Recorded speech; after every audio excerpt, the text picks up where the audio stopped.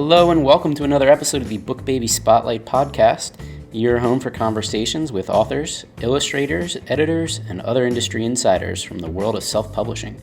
My name is Sam Saddam, and today we will talk to author James Azrael. James has published 3 books with BookBaby and hopefully has more to come in the future. In the news this week, we have Macmillan Publishers receiving criticism for what's been labeled as unfair business practices involving their ebooks. Per Gabrielle Emanuel's reporting for WGBH, Macmillan is repeatedly changing their policies regarding ebooks to the detriment of local libraries. They've enacted several different rules, including a library pricing model, which makes the books more expensive than their print counterpart, sometimes more than 5 times as expensive. These files also come with a time restriction, wherein the library then has to pay the full price again after 2 years. Most recently, they've delayed when the library can actually buy new releases, making it well after the original launches. Librarians are calling this unfair, unethical, and possibly illegal. Macmillan claims that they're just trying to remain profitable, blaming libraries for declining ebook sales. But the real issue may be Amazon, which stands to gain from people not having easy access to books at their library. But we'll continue to follow this story, and we'll see how it can shift the industry in this new decade. And next up, I'll be joined by James Azrael. James is the head curator with the HSPPA and has written 3 books now about the organization.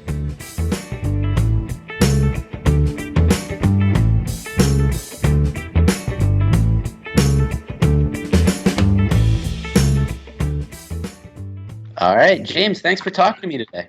Yeah, it's a pleasure to be here. So first up, what is the HSPPA? Yeah, so the HSPPA is the Horror and Sci-Fi Prop Preservation Association. We're a nonprofit traveling museum that goes across the country, conventions, theaters, and whatnot. Our efforts are to preserve filmic history for generations to come. So the process of donations and whatnot is to put back into the props to fix them, to restore them, to do the things that are necessary to keep them alive, if you will, but then the added aspect of it is presenting it to the fans, that until you see it in person, a lot of people don't necessarily realize how emotionally connected they might be to a film, or when they hold a Harry Potter wand for the first time and they're like, oh my goodness, this is the real wand, and it's like they can actually feel the magic of a Hogwarts going through them. So yeah, it's kind of like Disney in a box, if you will. So how did this collection get started? I started with my own. I don't want to mention any company names until they start paying me. I was getting a cable service removed and a new one put into my house, and the techs were in my house 6-7 hours, and they kept calling in other techs from other locations in the area to come, quote unquote, help them.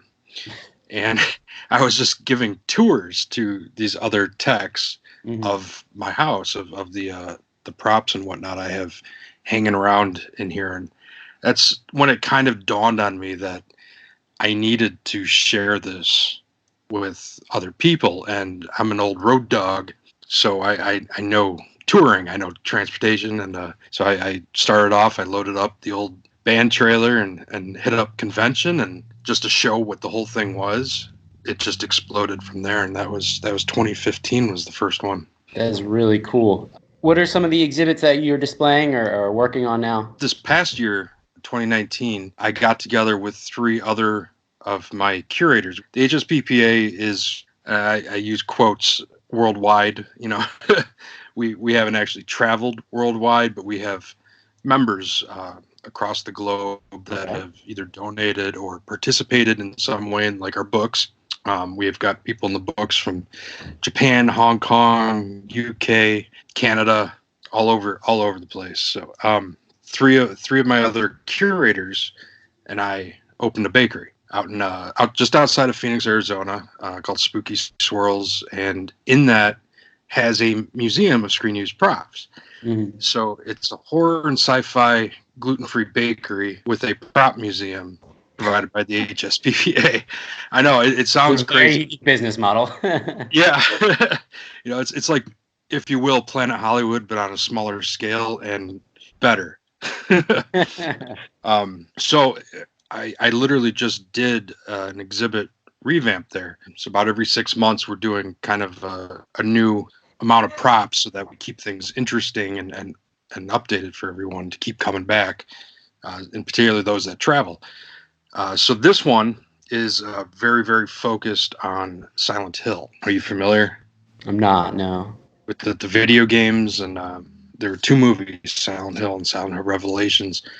It's a horror video game. I don't want to get too deep into the mythos, but it's got some of the most iconic creatures probably in horror. One of them, and I'm sure you've seen images not even knowing what Silent Hill is, but Pyramid Head, which, as it says, is a giant pyramid on his head. And then the nurses, which you probably have seen around, they're fairly provocative, but they're ghastly, distorted faces, and they move in very jerky fashion and kill. So we have a full wall of Silent Hill with two pyramids, 5 nurses, and then wardrobes from the various actors that were in it, including Sean Bean, who is of Hobbit fame, or Lord of the Rings, Rhoda Mitchell, and Silent Hill Revelation was Kit Harington's first feature film. Okay. So we have his in there as well. So there's that, and then there's a whole bunch of other stuff. We have Wonder Woman's tiara and lasso. There's Danny DeVito's stunt mask from Batman Returns, Freddy Krueger makeup, Jason's machete from Beauty and the Beast, the 2017 movie. Before they made him CGI, they had a full practical beast, which is just incredible. Because of the holiday, there's some Christmas stuff in there, like Zero, the puppet from Nightmare Before Christmas, the little dog, and other things like that. So, as I understand it, your book, or your books actually, have 3 with us. So, as I understand it, they're just collections of your exhibits?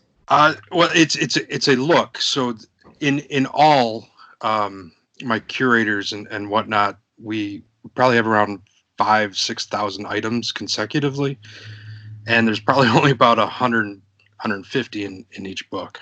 But the what they are, I like to call it like the HSPPA in your living room. It's a coffee table book that is like an experience of an exhibit. So it's not just high-res pictures of items. It's stories of them, and it's not like this is a lightsaber from blah blah blah, used blah blah blah. It's our stories about the pieces, like we would share at the exhibit, talking to you. So it's very personal. And then there's also some participation from some of the SFX guys that actually made some of the items. Like we have the Soul Puppet from Nightmare on Elm Street 4. I think it's volume 2. So we got the Soul Puppet in there that was used, and Nick Benson, who worked for Steve Johnson on the set doing various things, he ended up actually puppeteering that puppet. Mm-hmm. So he wrote his own account in there, what it was like and doing it. And there's a bit of a thrill as to why Robert Englund is actually screaming in this scene due to the puppet, but you'll have to read to find out. So yeah. And then some of the actors too, like Paul Taylor, who played Pinhead in Hellraiser Judgment. I have the full costume, and we have it in volume 3. And we did a convention with Paul. He wanted to wear the costume again, so we dressed him at the show in it. And there's pictures of that whole process. And then he wrote this incredible essay on the on him getting to play the part and what it was like to see the costume, not only see it, but put it on again after 2.5 years. So there's some incredible stuff in these books. So the idea that you should turn this collection into a book. Being the being the nonprofit, we do these shows and whatnot. We're not making money at this. Some people seem to think that we're out there just selling our collection to be viewed, and that's totally not the case. We are a registered nonprofit. The thing is that we found that, like the book, 35 retail, we sell it for 30 at the show, and people are more willing to spend like $30 to donate the 10 or 15 or whatever that difference is in the book cost, and then to just donate 10, $15. Mm-hmm. So that's really where it came from, was that we needed stuff to sell, and we're not a merchandise company. We're not, selling Funkos and whatnot. So we needed something that represented and was interesting and just as valid as what we were doing. Gotcha. So how did you find BookBaby? Being the old road dog musician, we had put our CDs out through disc makers and CD Baby decades ago. So yeah, it was, you guys are the same family, and it just kind of came about. I of course priced out and compared you guys and whatnot, but I was familiar with the company. I knew the product. I had seen some other things from people you guys had put out. So and dealing with you guys is just incredible. When there was ever an issue, you guys were right on top of it, communicated, and that's what I need. I need people that I can reach out to and reach back and are there when I need them. Glad to hear that. So what was the original or the overall reaction to your book? The reaction has been incredible. We've gotten very little press outside of some podcasts and things where people are at the shows and pick up, because we didn't do a press run on this stuff. There's no digital PDF copies of the books, and nothing got sent out to any press companies. And my thought process on that is, I don't have the money to run a press jaunt on the stuff, being that the whole purpose was to raise money with it. Then to spend it on advertising would be kind of counterintuitive. So that I'm sure kind of hurt us on the press angle, if you will, that I refused to give away free copies. But the ones that did come out, did get it, did review it and stuff. I've at least nobody has ever told me it's bad. So there's that. No, I'm very, very proud of it. Proud of all three of them. We kickstarted them, so that's a sign right there. They were all successfully kickstarted. Can you tell me a little bit more about what that process was like using Kickstarter? Kickstarter is something that requires strong anxiety drugs, I think. So I did something. I don't necessarily recommend doing this. It's kind of cheating the system, if you will. It's a guaranteed success.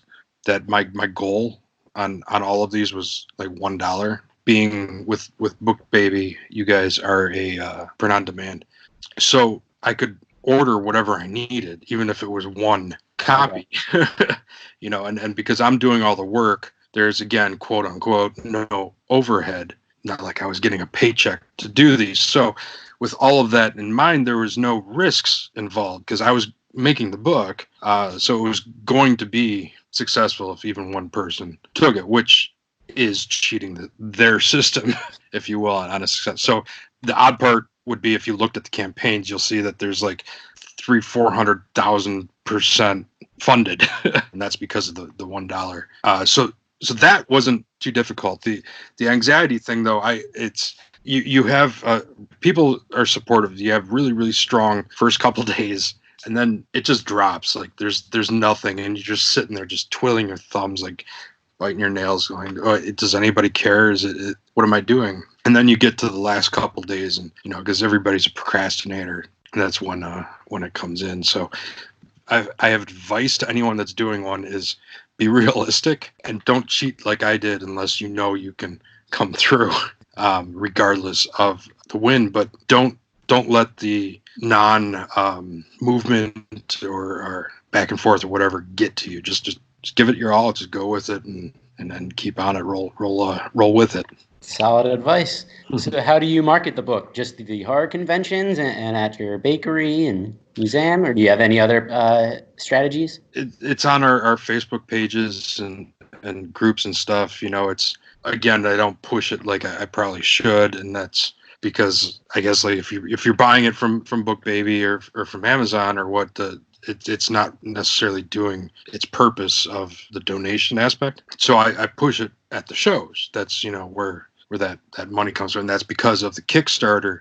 The point of the Kickstarter was to fund the amount of books that we had that we could take with us to the shows to sell, so that there wouldn't be an overhead for the museum itself. Yeah, I mean, there's the links for it and promotion just like on the Facebook pages and whatnot. But yeah, it's definitely more of an in-person thing that we push, if you will. So is there anything that surprised you about the publishing industry when you first got started, or a whole list of things?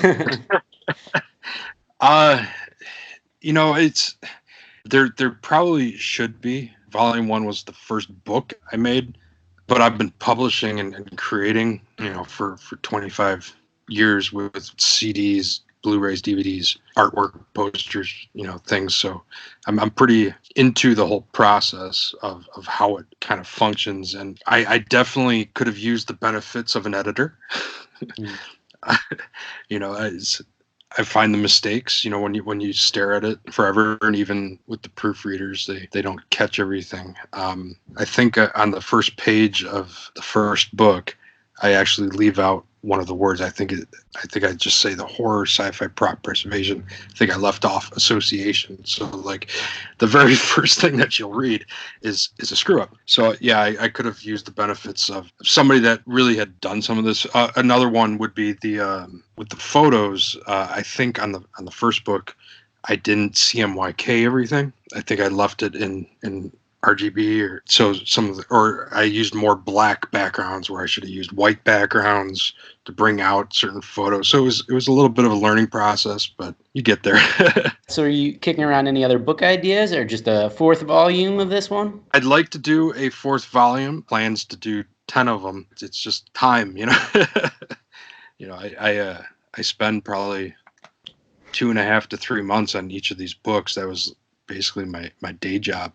Just doing these. The Kickstarter would start in December and end shortly before Christmas, and then it would end in mid-January.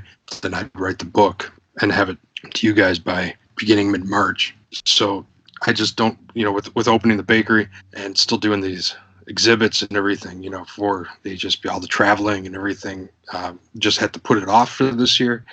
But we'll see. I'd like to do more, definitely, because I love doing them. The interest is there. We'll definitely keep it going. I think the key question then is, are you going to publish with BookBaby again? Oh, absolutely. All right. Yeah. That's what we like to hear. Before I let you go, our listeners can't see your Star Wars t-shirt, but I'm very curious for your thoughts. I have not seen it yet. Thinking about this weekend. What do you think? I think you absolutely should see it. Should we be saying spoiler alert here, or is it a... I don't want any spoilers, so okay. Right, that's what I figured, so I don't want to say anything. It does what it's supposed to do. I laughed, I cried. It was an amazing ride. I did, however, just hear that at the end of the month, they're supposed to be re-releasing it in the theater with another 20 minutes of footage. So... Maybe I'll wait then. Well, you got to see it more than once anyway. Okay. Well, thank you so much, James. Hey, thank you, Sam. Appreciate it.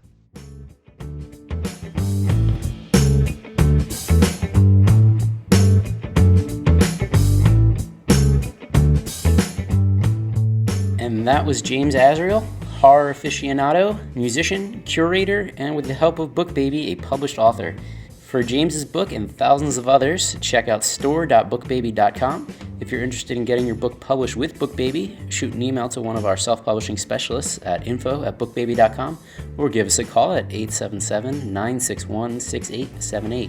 And don't forget to rate, follow, subscribe, etc. to the BookBaby Spotlight Podcast. Thanks again to James for joining us, and Jim and Brian, as always, for their tireless work. Until next time, I'm Sam Saddam, and this has been the BookBaby Spotlight. Thanks for listening.